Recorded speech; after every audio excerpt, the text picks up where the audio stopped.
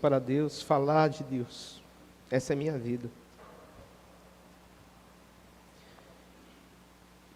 E estudando a palavra de Deus, eu me deparei com um texto aonde, por uma preocupação com o futuro, 2,5 tribos de Israel quase foram eliminadas pelos próprios irmãos, a gente pode dizer assim. As outras 10 tribos, só porque eles levantaram um altar. E eu quero compartilhar esse texto, extrair algumas verdades sobre a motivação que se preocupa com o futuro. Nós vemos nos dias de hoje a preocupação com o amanhã, a preocupação com o emprego e a preocupação com a vida, a saúde. Mas infelizmente muitas pessoas não estão se preocupando com o futuro, a eternidade. E nós não precisamos dar respostas a Deus, nós precisamos viver a Deus. Eu queria que você abrisse a sua Bíblia no livro de Josué, Antigo Testamento, livro de Josué, capítulo 22. Eu vou ter que fazer uma leitura um pouco extensa, eu peço a sua colaboração. Mas para que haja um entendimento da história, você precisa acompanhar. Josué, capítulo 22, a partir do verso 10.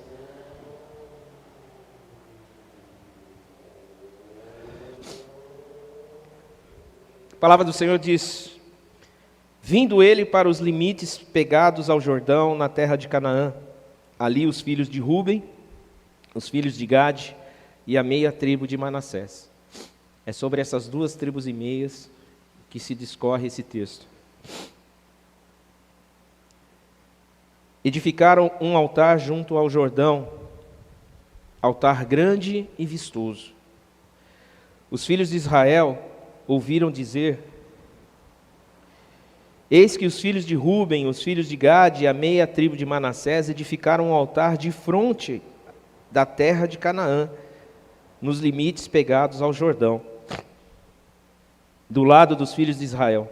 Ouvindo isto, os filhos de Israel, ajuntou-se toda a congregação dos filhos de Israel em Siló, para saírem à peleja contra eles. E aos filhos de Ruben, aos filhos de Gade e à meia tribo de Manassés enviaram os filhos de Israel para a terra de Gileade, Finéias, filho de Eleazar, o sacerdote, e 10 príncipes com ele, de cada casa paterna um príncipe de todas as tribos de Israel, e cada um era a cabeça da casa de seus pais entre os grupos de milhares de Israel.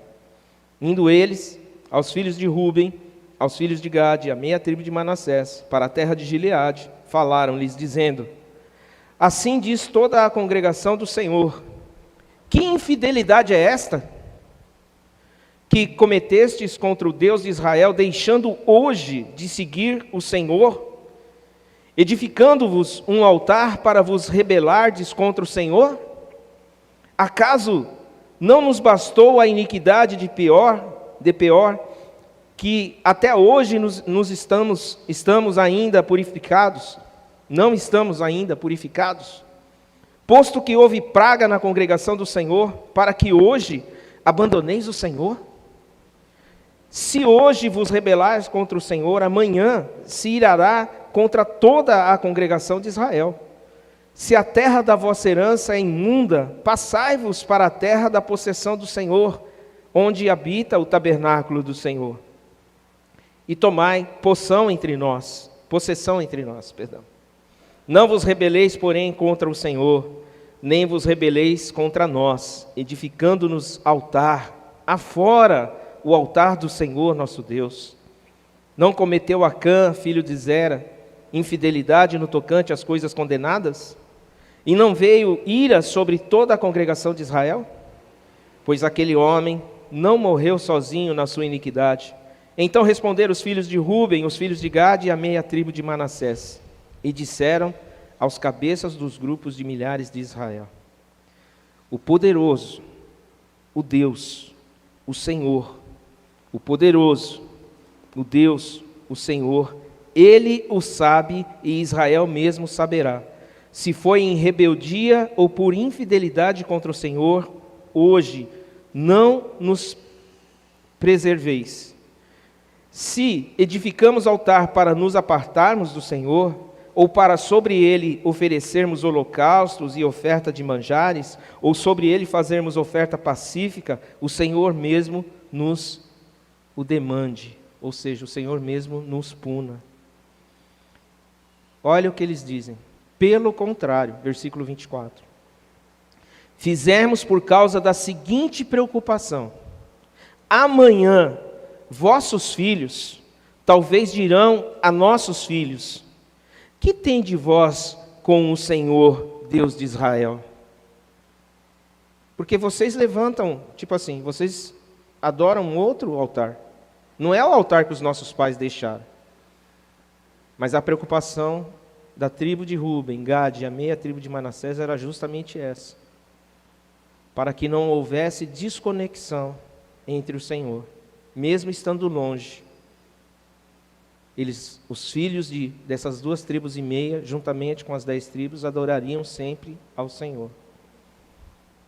Historicamente falando, nunca houve uma divisão das 12 tribos e meia. Por isso esse questionamento, porque foi a primeira vez que houve a divisão das terras, e essas 2 tribos e meia decidiram ficar antes do Jordão por causa do pasto, porque eles tinham muito gado. Mas Canaã estava para lá do Jordão, então eles ficaram antes. Ok? Versículo 25. Pois o Senhor pôs o Jordão por limite entre nós e vós. Ó filhos de Ruben e filhos de Gade, não tendes parte no Senhor. E assim, bem poderiam os vossos filhos apartar os nossos do temor do Senhor. Pelo que dissemos: preparemo-nos, edifiquemo-nos um altar, não para holocausto, nem para sacrifício, mas para que entre nós e vós, e entre as nossas gerações depois de nós, nos seja testemunho, e possamos servir o Senhor diante dele com os nossos holocaustos e os nossos sacrifícios, e as nossas ofertas pacíficas, e para que vossos filhos não digam amanhã a nossos filhos: não tendes parte no Senhor. Pelo que dissemos: quando suceder que amanhã assim nos digam a nós, as nossas gerações, então responderemos: vede o modelo do altar do Senhor que fizeram nossos pais, não para holocausto, não para sacrifício, mas para testemunho entre nós e vós. Eu queria ainda continuar lendo para você ter uma melhor compreensão, mas se você puder ler esse texto, você vai entender que o zelo trouxe uma certa incomodação por parte das 10 tribos e meia por falta de entendimento. Então, por pouco não haveria uma guerra e praticamente essas 2 tribos e meia seriam dizimadas antes do tempo, porque o exército com 10 tribos e meia era muito maior. Mas porque eles ouviram dizer, pensaram, é o que a gente fala do achismo. Por isso que a nossa vida tem que ser à luz da palavra. Você tem que entender o que a Bíblia está dizendo. Se você lê algo que você não entende, vá pesquisar. Nos pergunte. Como eu não sei tudo, eu vou ter obrigação de saber um pouco mais, porque eu vou ter que procurar mais para te informar. Mas não leve uma vida na dúvida, porque você pode pôr em risco a geração que vai vir depois. Imagina nesse contexto, se não houvesse essa, vamos dizer, tirar satisfação, esse confronto, se não houvesse por parte das 10 tribos. Já que eles decidiram não vir conosco para Canaã, que eles fiquem lá. Então vamos deserdar? Eles já estão separados mesmo. Já pensou se alguém levanta essa ideia? E passasse toda uma vida onde essas 10 tribos não se comunicassem mais com essas 2 tribos e meia. Isso poderia ocorrer. Eles já não quiseram vir com a gente. Eles já estão se achando melhor que a gente. Então deixa eles para lá. Mas olha o que aconteceu. Eles ficaram lá por uma necessidade do gado, pensando, lógico, na família, mas eles não se desligaram do corpo. Eles continuaram sendo crentes. O problema de muita gente é que se a igreja muda para mais distante, se a casa dele fica mais distante, ele deixa de ir para a igreja. É fato, o hábito muda. A novela começa a entrar, os programas de entretenimento, os bebê da vida aí entram também em cena, porque já não tenho mais, né? Já não estou mais tão ativo na igreja. Então nós precisamos tomar cuidado, porque o texto diz bem claro que eles levantaram um altar vistoso, ou seja, para Deus tem que ser o melhor. Mas eles não levantaram o altar para a glória deles, ou para fazer afronta para as outras 10 tribos. Eles levantaram um altar para preservar a geração dos filhos que viriam a seguir. Nós achamos que já estamos salvos. Nós já achamos que pela bagagem que nós temos de história, de tempo de igreja, porque sabemos orar, sabemos levantar as mãos, sabemos cumprimentar com a graça e a paz do Senhor. Nós sabemos fazer essa coreografia toda. Mas os nossos filhos, que estão mais à mercê do mundo do que nós, pela inocência, eles precisam ser preservados sim. E você precisa ser radical na sua casa. Porque é o que a gente fala, não são esponjinhas, são vidas, são sementes que estão nascendo. Agora, dependendo do tipo de água que você regar, é o tipo de fruto que você vai ter, não tem jeito. Então, deixar para a criança receber a palavra de Deus só no domingo, só na quinta-feira, né, nos dias de culto, é um risco. Se em casa é 24 horas... Aquilo que a gente eu fico assim, eu não acho que determinados programas devem ser nem mencionados de púlpito, porque púlpito não é lugar de lixo.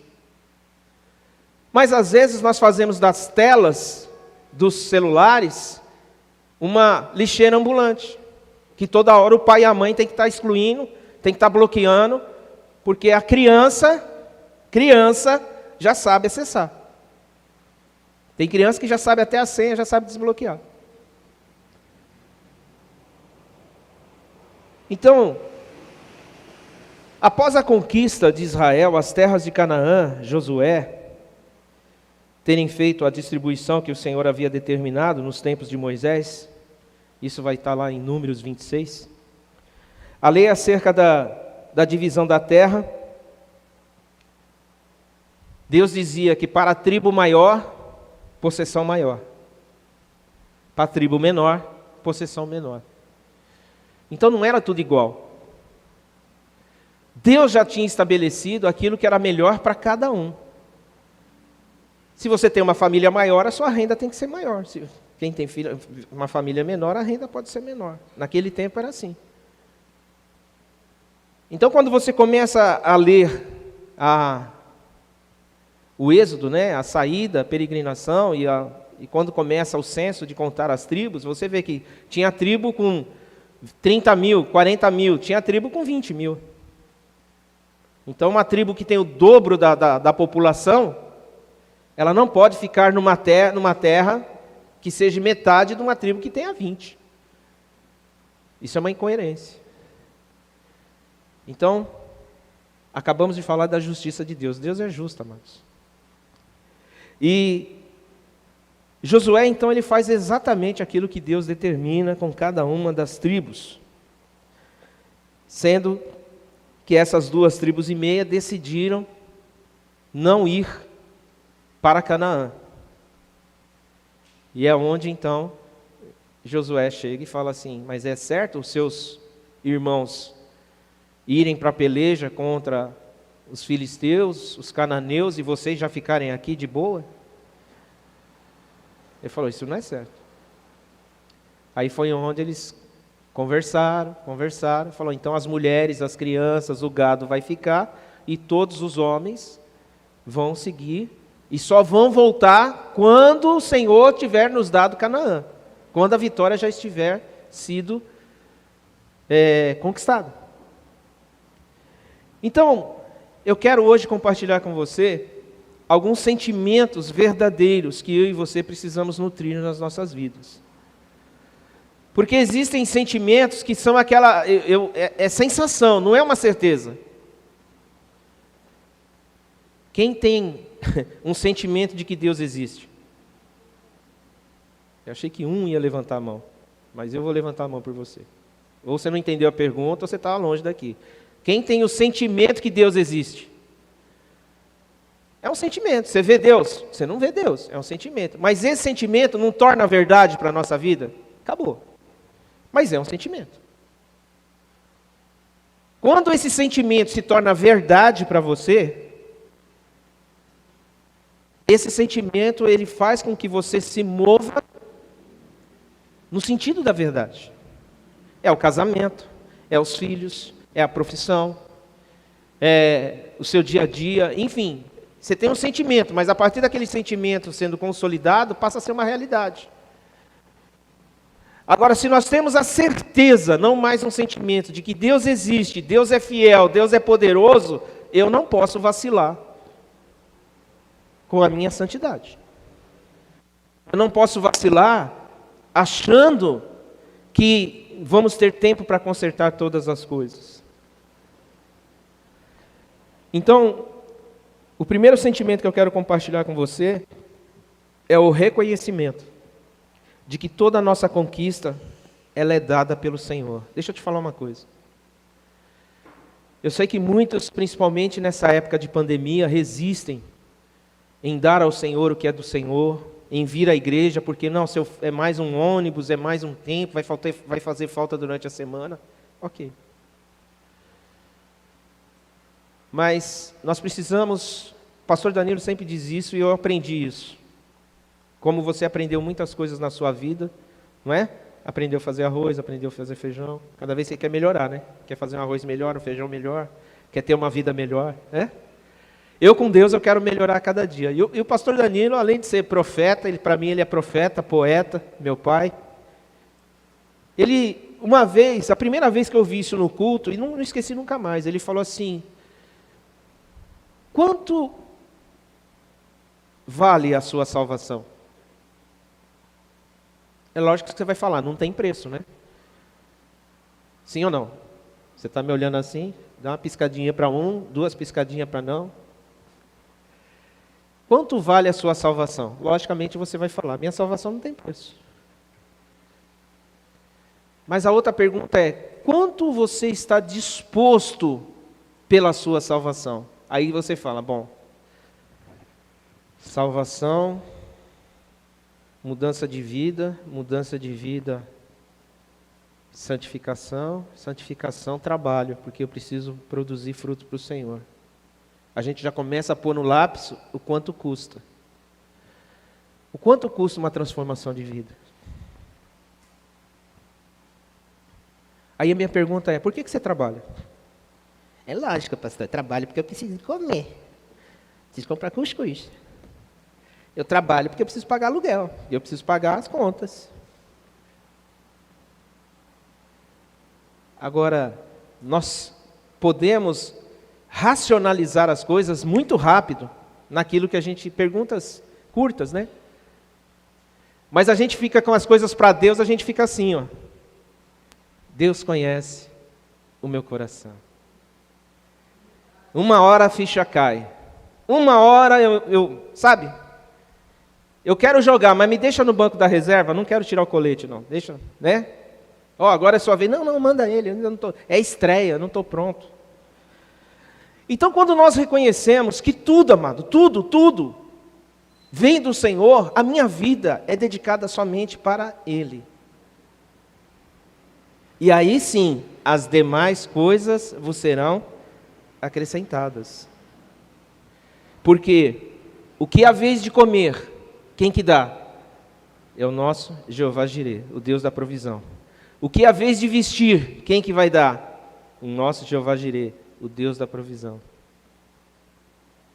Enfim, sem mim nada podeis fazer. Aí você vai cair na definição do nada. do tudo, do sempre. Então o versículo 10, na parte B, diz que essas 2,5 tribos edificaram um altar junto ao Jordão, grande e vistoso. Para uma tradução mais atual, eles cresceram e apareceram. O que isso significa? Se você se tornou um cristão, seja um cristão de verdade. Um cristão que não tem Bíblia, um cristão que não ora, um cristão que sempre quando tem alguém para orar, chama alguém. A responsabilidade eu passo. Como que nós podemos ser considerados apóstolos? Lembra da palavra apóstolo? Aquele que recebe uma missão e é enviado?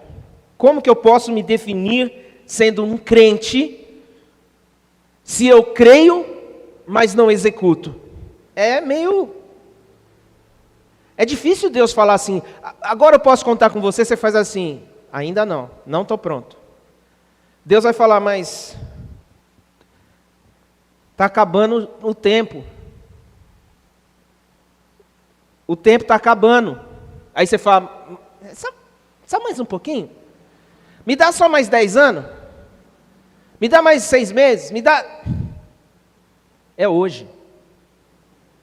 Porque vidas que estão morrendo ao nosso redor, bem próximo, muitas vezes não vão saber que você edificou um altar vistoso e grandioso para o Senhor.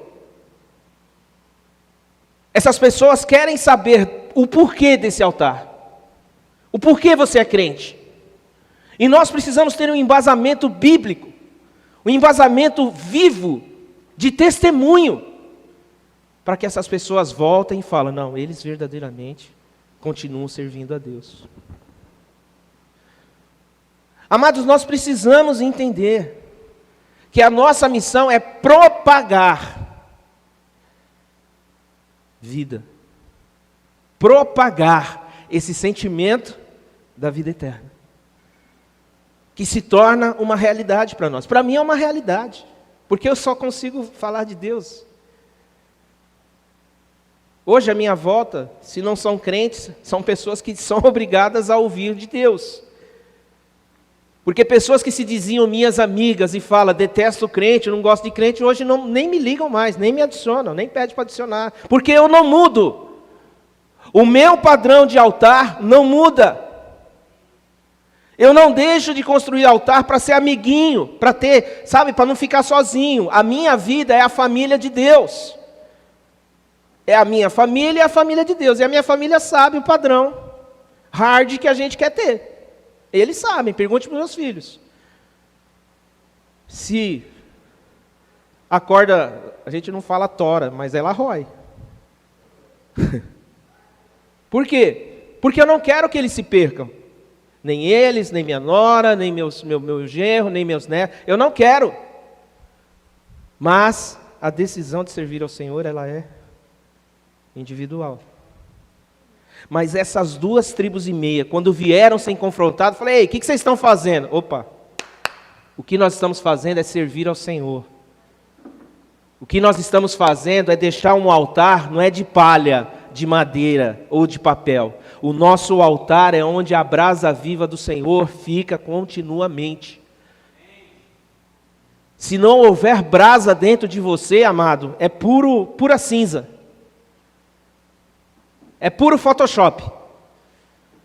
É bonito, mas é fake. Se chegar mais perto, isso aí não é de verdade. Já viu aquelas fruteiras de... As crianças amam aquilo lá, né? Aquelas frutas de cera, né? Cera, porcelana, hoje tem várias, né? As de plástico as crianças já sabem que não é de verdade, mas tem umas que até a gente fica assim, né? De verdade. Amados, o primeiro ato, após essas 2,5 tribos se instalarem numa terra maravilhosa que o Senhor havia dado a ele, foi a demonstração do reconhecimento a Deus. Porque quando a gente fala de levantar altar na nossa vida, é você que tem que levantar. Quem levantou o altar para eles? Eles mesmos. Então, se você espera um pastor, um líder, todo o tempo carregando você na vida, você errando e sabe, sempre tendo alguém para te conduzir assim, você não está levantando altar. Você pode estar até próximo do altar, mas você não está levantando altar. E Deus, Ele sempre vai querer sondar o altar que está, qual a qualidade do altar que está na sua vida. Lembra dos 3 porquinhos? O lobo mau e os 3 porquinhos? Em Batatais, se o pessoal estiver nos vendo, vai lembrar do Lobinaldo. O que acontecia? O lobo, vamos representar a figura de Satanás, ele sabia qual era a casinha mais resistente e qual era a casinha mais frágil. Satanás não está preocupado só com os perdidos, porque os perdidos ele já tem aprisionados. Mas a preocupação maior dele é ferir o coração de Deus atacando a igreja.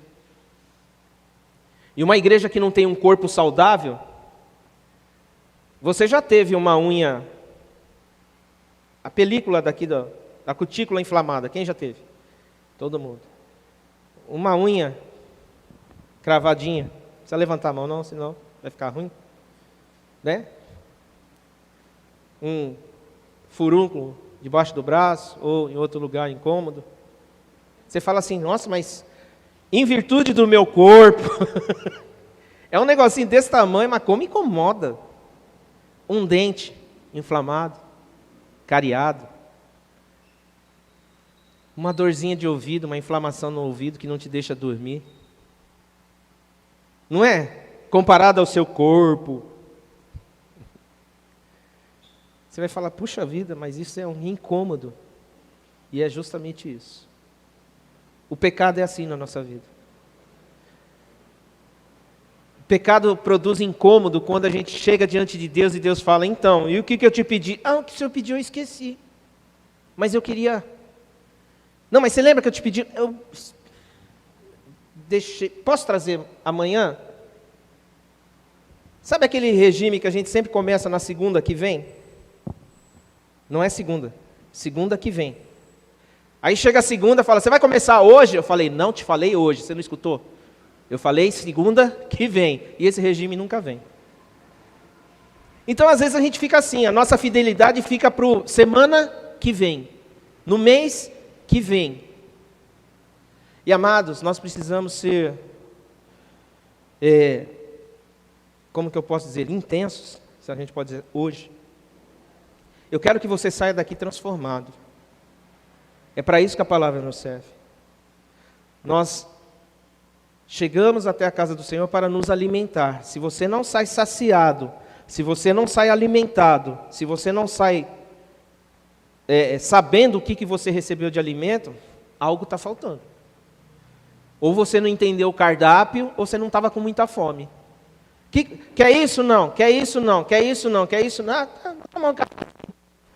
Aí você toma um cafezinho, toma um copo d'água. O gosto do café já foi embora. A hora que você chega do outro lado da rua, e aí, como é que foi o culto? Eu tenho que beber. Mas como assim que tem babá? Porque... Mas você não... É babá. Mas o que... Babá, porque... Na hora do louvor eu estava meio mal, na hora da oferta eu estava meio mal, na hora da palavra, mal ainda. Mas eu fui. Você imagina Deus te vendo? Você vem na minha casa para me ver, para ouvir a minha voz, para ouvir as minhas instruções, e você fala, que línguas estranhas é essa? Nós somos as tochas vivas do Senhor, amados. O Senhor investiu um alto preço na minha vida e na sua vida, para você estar hoje aqui, dando o seu filho. Isso já basta, amado. Tirando toda a história, que a gente não tira, né? Da Bíblia não dá para tirar nada. Mas quem, por minha vida, pelo meu estado, daria o seu único filho? Ninguém. Mas Ele, pela graça e pelo amor, fez isso. Então, por isso, porque Ele me amou primeiro, eu devo tudo a Ele. Amado, às vezes você ainda não passou por uma situação onde você fala assim, foi Deus na minha vida. Tem gente que não. Tem gente que veio pelo amor. Quem vem pelo amor, vem pelo aquele sentimento de amor, é legal, tal, e vai sendo envolvido pelo amor. Mas quem já foi provado e sentiu a mão de Deus levantando, amado, não tem como negar que Deus não o ama.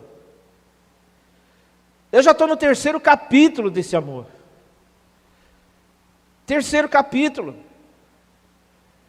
Deus me livrou de tiro, que eu tomei, não foi bala perdida, não foi um tiroteio e eu saí ileso. Não, eu fui baleado. Deus me livrou do câncer. E Deus me tirou da sepultura, não tirou de leito. Ah, estava no leito. Não, eu estava na sepultura. Eu me senti na sepultura. Por que essas coisas nos sobrevêm? Para nos provar. Não para reprovar. Agora, se de toda a prova que eu e você já passamos, a gente ainda vive uma vida assim, se der, pode ser que melhore. Amado, eu não quero outra vida. Eu não quero fazer outra coisa. Aí é lógico, a maioria já vai falar, lógico, você está aposentado, corri cedo para a vida. Mas nada se compara ao que eu tenho hoje. Nada se compara ao que eu vou ter na glória. Não estou falando amanhã. Nada se compara com a glória. Tudo que eu faço hoje e projeto para amanhã é visando a glória. Sabe por quê? Porque eu quero estar na glória. Se você não tem certeza de estar na glória, querido, sinto muito. O ponteiro está passando. Então o que eu quero dizer para vocês é que essa expressão, um altar grande e vistoso, significa intensidade. Você precisa manifestar a glória de Deus que está dentro de você, em nome de Jesus, amado. Isaías 41:10, a palavra do Senhor diz: não temas, porque eu sou contigo. Não te assombres, porque eu sou teu Deus, eu te fortaleço e te ajudo, e te sustento com a minha destra fiel. Aqui, amados, é um momento onde Israel estava num processo muito debilitado na fé. E Deus vem, chama o profeta Isaías e fala, dá um recadinho para o povo. O povo está com medo dos filisteus, dos amorreus, dos inimigos, mas fala para esse povo que eu sou o Deus deles. E a ajuda que eles terão, será minha. A ajuda que você vai ter para levantar amanhã cedo, para trabalhar, a criatividade que você vai ter, é o Senhor que vai te dar. Uma das maiores armadilhas que Satanás promove é a soberba, o orgulho e a acomodação.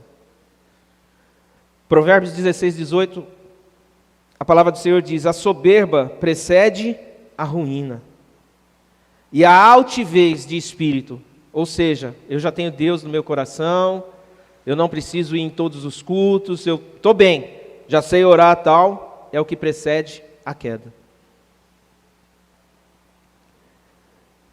A outra questão é que, o outro sentimento é que, independente da conquista, eu e você precisamos manter o foco no Senhor. A minha conquista é um trabalho, aí eu vivo para o trabalho. Nossa, o trabalho está tomando todo o meu tempo, até da família. Pessoas que preferem ficar um mês fora de casa, em razão do ganho.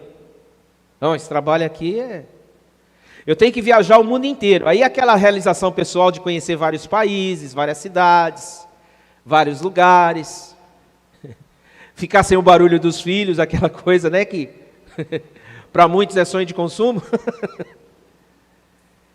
Mas é um trabalho que te afastou da célula principal da sua vida, que é a sua família. E aí, uma pessoa sozinha, você sabe como que é. Longe de casa, ninguém sabe o que você é. Quem você é. E Satanás vem, então, mas você tem que ver o seu lado agora, né? Tal. E aí é onde as coisas acontecem.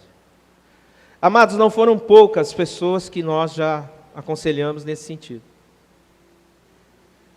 Mas veja bem, eu vou ganhar R$300 a mais, é praticamente a luz e a água que vai pagar. Eu falei, tá.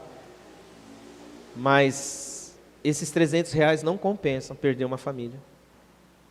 Para quando você chegar, seus filhos nem te reconhecerem. Porque, amado, dessas 2 semanas passa para ser um mês, desse um mês passa para ser 2. E aí vai.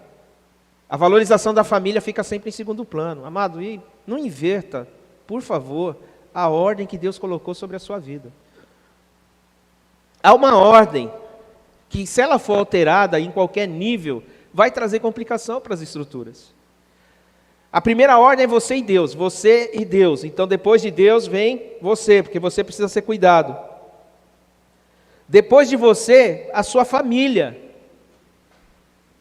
Depois de você, a sua família que Deus te deu, porque Deus não deu ninguém para ficar individual, certo? Viver sozinho. Aí sim, depois da sua família, o seu trabalho. Se você inverte, primeiro eu, depois eu e somente eu, glória a mim, louvado seja eu, amado, a coisa pega. Não vai ter tanto altar para você ficar, vai precisar de um altar muito mais que grande para você. Ó, mais que grande ficou legal. Muitas pessoas, ao atingirem o sucesso ou o seu alvo desejado, tendem a viver um foco na conquista. E o meu alvo e o seu alvo tem que ser Jesus. Como diz o apóstolo Paulo, meu alvo é Cristo. Essas 2,5 tribos decidiram então erguer um altar grande e muito bonito. E uma verdade que nunca devemos esquecer é que só o Senhor é digno de toda honra e de toda adoração. Essa expressão exagerado, né? Nossa, você exagerou na dose. Mas quando esse exagero vem para não é um bombom com um lacinho, mas é uma caixa de chocolate, mesmo que você não coma chocolate, mas essa expressão de carinho, né? As pessoas, principalmente para as mulheres, né? A expressão de demonstrar um carinho, ou é chocolate ou é flor, né? São 2 coisas que simbolizam aí, o doce com a beleza, né, das flores. Então, ao invés de você vir com uma rosa, né, para sua amada, você vem com um buquê. Aí fala, você exagerou. Mas não é aquele sentimento de exagero mas você exagerou para mim? Sim. É a valorização.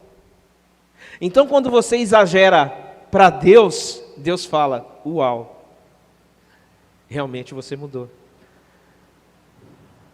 É isso que eu quero deixar no seu coração. Que tudo que você vier fazer, faça para Ele primeiro. E Deus nunca vai achar exagerado, sabe por quê? Porque Ele é Deus. Se Ele te deu condições de fazer mais, faça mais. Se Ele te deu condições de ir além, vá além. Mas não merece tanto. Porque eu tenho certeza, quem aqui já comprou buquê para a esposa aqui? Flor para a esposa. Fica a dica, hein? Tem gente que não levantou a mão, mas Hernando então. Né? Os vendedores não ficam assim, mas você vai comprar um buquê com meia dúzia? Põe logo de uma dúzia. Não é assim? Normalmente é uma vendedora, né? Nas floriculturas, elas falam assim, não, mas dá uma caprichadinha. Quando você vai comprar algo para o seu esposo, é lógico que o vendedor quer vender. Mas eles nos ajudam na ideia de surpreender. Hoje o maior vendedor, se a gente pode chamar assim, é o Espírito Santo. E o Espírito Santo que está dentro de você vai falar, ora 5 minutos a mais, em vez de só 5 minutos. Em vez de 10, ora 15. Em vez de ler um capítulo, lê 2. Em vez de abençoar uma pessoa no seu dia, abençoa todo mundo. Não é dar dinheiro, abençoar. No momento do rango, né, no momento do refeitório, no momento da coletividade, assim, e tem alimento, se levante, fala, vamos fazer uma oração, agradecendo pelo nosso dia. Vai estar um monte de gente lá. Mas faça a diferença. Faça a diferença. Amados, eu ganhei tantos discípulos por causa de uma oração. Quando as pessoas descobriram que eu era cristão. Que oração bonita você fez pelo alimento. Que oração bonita você fez pelo aniversário, pelo bolo. Nossa, eu chorei muito. Oportunidades que Deus nos dá quando o nosso altar é mostrado. Terceiro, outro sentimento que eu e você precisamos nutrir é que as nossas vidas devem ser um memorial para outras gerações. É aquilo que eu comecei dizendo. Uma preocupação que todo servo de Deus deveria carregar em seu coração. Como serei lembrado por aqueles que virão após mim? Amados, é tão interessante que essa declaração que essas 2 tribos e meias fazem, quando chegam todo o povo de Israel, as 10 tribos, para enfrentá-los na realidade. O versículo 24 diz: pelo contrário, fizemos por causa da seguinte preocupação. Amanhã, ou seja, não é hoje. Hoje os nossos filhos estão conosco. Hoje eu consigo trazer para a igreja. Mas vai chegar um tempo que eles não vão querer vir mais. Vai chegar um tempo que eu não vou poder trazer mais. Talvez porque eu não esteja mais aqui. E a vida? O que eles vão fazer? Como será o dia a dia deles? Então essa preocupação deve permear o meu coração e o seu. Porque eu preciso estabelecer um padrão na minha casa. Porque se a gente quer mudar o mundo, né? A gente quer mudar o mundo, não quer? Imagina o mundo inteiro convertido, gente. Você vai entrar na farmácia, a paz do Senhor. Você vai entrar no açougue, a paz do Senhor. Você vai entrar no mercado, glória a Deus, aleluia, só louvor. Fala a verdade. Eu estou morando dentro da igreja com vários departamentos dentro da igreja. É o que a gente quer, e é o que Deus quer. Porque a Bíblia diz que Deus amou o mundo. A expectativa de Deus é que o mundo o reconheça como Senhor. Mas, na história, e isso não vai mudar, o livre-arbítrio faz com que filhos, netos, irmãos, mesmo habitando na tenda, habitando dentro da igreja, se desviem. E em 1 Samuel 8, eu quero ler 2 versículos, o primeiro e o terceiro, aonde remonta que os filhos de Samuel, filho de Ana, um sacerdote, juiz, aquele que ungiu Davi, aquele que ungiu Saul como rei, que exerceu por toda a sua vida o sacerdócio, Samuel. A Bíblia diz que os seus filhos não seguiram o caminho dele. É a mesma coisa que o filho chegar para o pai e falar: eu quero ser tudo na vida, menos fazer o que você faz. Eu não quero ser pedreiro, eu não quero ser médico, eu não quero ser professor, eu quero ser outra coisa. Versículo 1, 1 Samuel 8, 1. Tendo Samuel envelhecido, preste atenção, final de carreira, não vai aguentar mais dar um passo. Tendo Samuel envelhecido, constituiu seus filhos por juízes sobre Israel. Era a ordem natural, certo?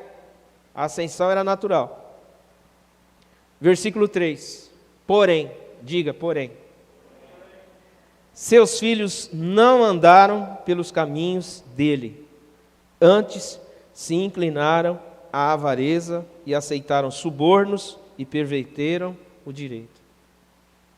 Aqui começa toda uma dinastia de que, você lê lá, né, em Crônicas, Reis, o pai fez o que era reto, porém o seu filho fez o que era mal.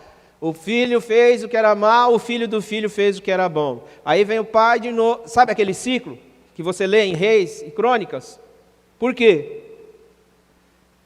Eu não quero ser como você. Ok, mas quando eu tiver poder eu vou ser eu. É aí que começa. Por isso que Jesus teve que vir. Então, amado, nunca deixe a pressão que o mundo imprime enterrar a sua memória e a sua fé.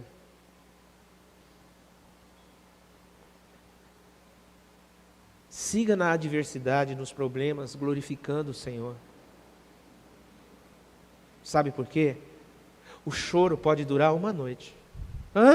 E agora o que vai ser da minha vida? Opa, nós temos um Pai que cuida, hein? E cuida bem. E quando chega o momento dele nos pegar no colo, amados, é maravilhoso. Porque ele fala, o choro dura uma noite, mas a alegria vem pela manhã. Alegria. E a alegria do Senhor é a nossa força. Amém? Vamos ficar de pé. Eu quero orar.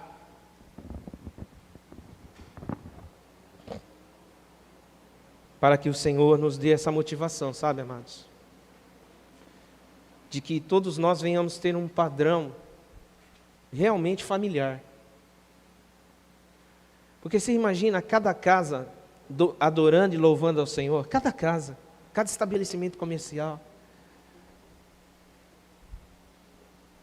E você falar uma só linguagem. O assunto, qual que é o assunto? O assunto é testemunho. Testemunho de vitória. Testemunhos de conversão.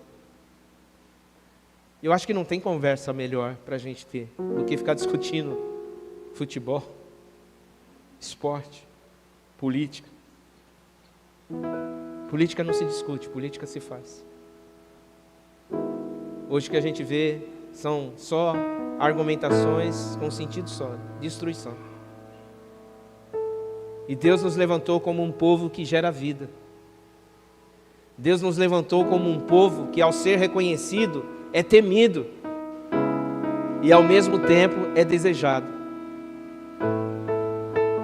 Quando nós vemos a história de Raabe temeu a vinda do povo de Israel para a conquista de Jericó. Mas esse temor foi transformado em súplica de perdão e de preservação de vida. Que à medida que isso foi lhe dado, que foi dado a ela, o direito de viver de novo com toda a sua casa, ela decidiu nunca mais sair da presença do Pai. E Raabe então anda com o povo de Israel e passa a fazer parte da genealogia. Já imaginou a gente saber lá na eternidade que os nossos bisnetos, tataranetos, se converteram porque um dia nós decidimos erguer a mão e dizer: Senhor, eis-me aqui, a minha vida é tua. E você saber que a salvação deles veio porque você decidiu preservar a chama da adoração no seu coração, na sua vida. Não tem coisa melhor, amados. Porque quem te conhece, às vezes não é nem você mesmo, é quem está do seu lado.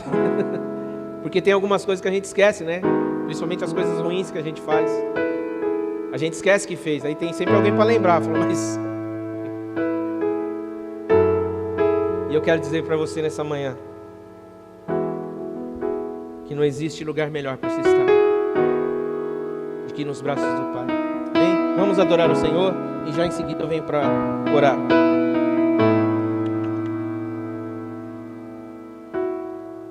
Dobro os joelhos e o coração, Espírito nos quebranta. Ore. Comece a orar para que o Espírito de Deus nos afastamos te encha nesse momento de todo mal, deixamos a iniquidade,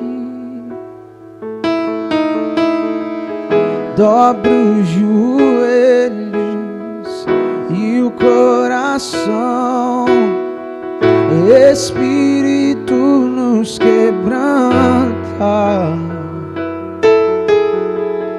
Nos afastamos de todo mal, deixamos a iniquidade.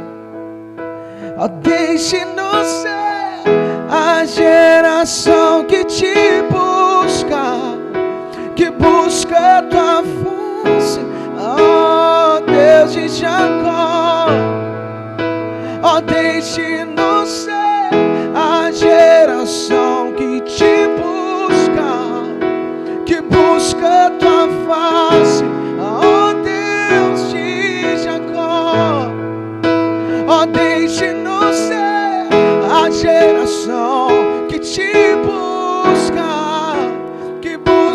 tua face, ó Deus de Jacó, ó, deixe-nos ser a geração que te busca tua face, ó Deus de Jacó. Buscamos tua face, ó Deus de Jacó. Buscamos tua face, ó Deus de Jacó. Queremos tua face, ó Deus de Jacó.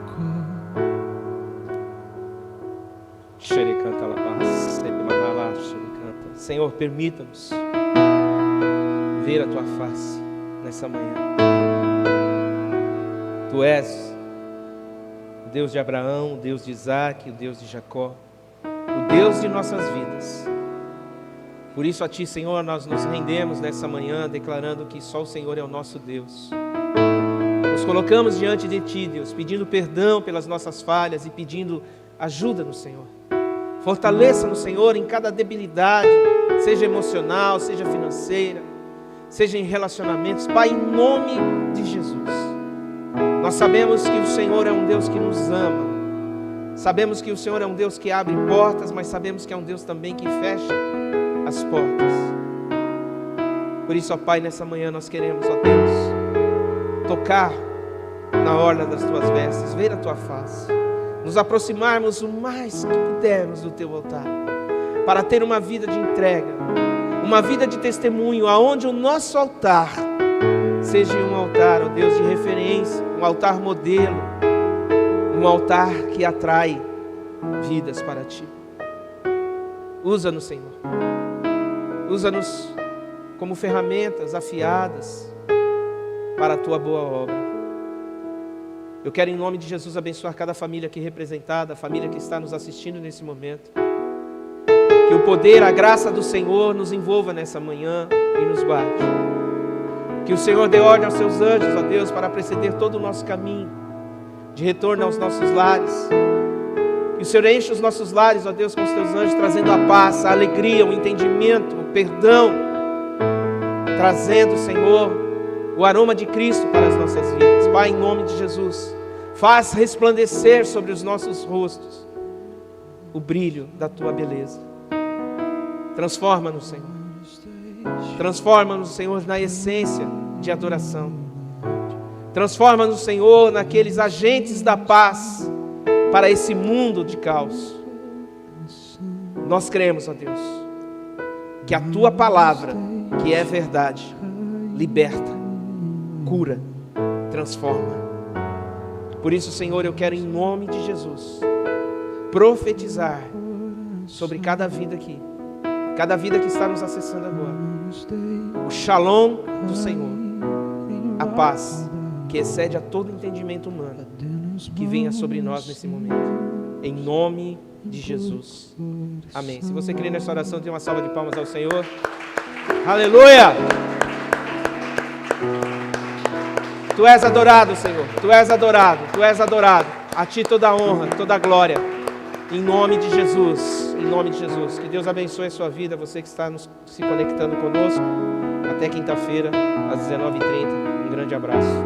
Amados, que Deus abençoe. Vão na paz. Uma excelente macarronada com frango. Que Deus abençoe cada um de vocês. E até terça-feira na célula. Em nome de Jesus. Cair em vaidade, ó, dê-nos mãos limpas e um puro coração. Não nos deixe cair em vaidade, dê-nos mãos limpas e um puro coração. Não nos vaidade. Dê-nos mãos limpas e um puro coração.